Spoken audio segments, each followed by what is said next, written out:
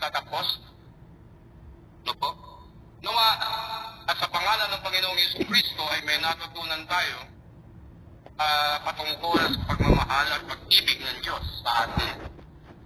No, isa pamuhay natin. Kumaga tayo rin naman ang magbibinipisyo ng lahat ng ating mga nilalakaran sa salita ng Diyos.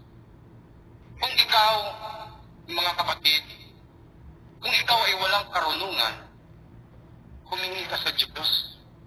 Sabi sa Roma, humingi ka sa Diyos kung ikaw ay walang karunungan at ikaw ay ibibigyan ng karunungan. Ngayon po, kung inyong lalaliman ng kaunawaan na yan,